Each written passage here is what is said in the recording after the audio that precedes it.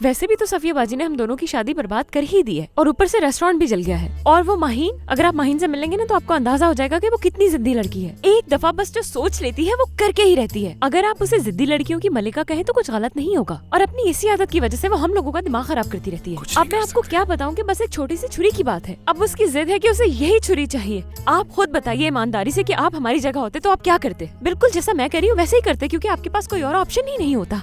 अल्लाह तुम्हारा मददगार हो बेटा। आमीन। बहुत शुक्रिया, बहुत शुक्रिया। अगर तुम थोड़ी देर और यहाँ ना आते तो पागल हो जाता मैं।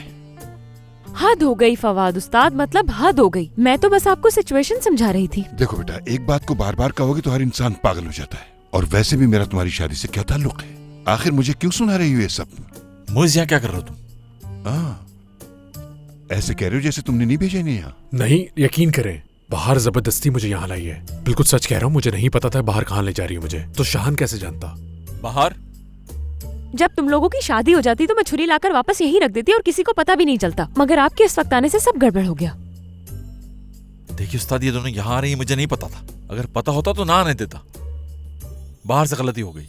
वाह भाई, वाह भाई।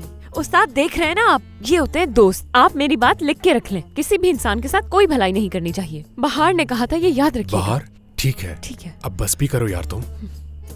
मतलब सारा कसूर इन दोनों का है? देखिए उस्ताद, इन लोगों का कसूर नहीं है।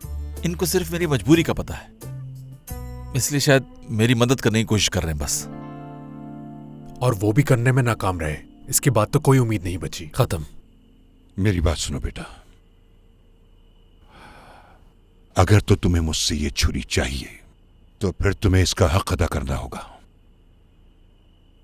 क्योंकि कोई इनाम ऐसे ही नहीं मिल जाता, मेहनत करनी पड़ती है।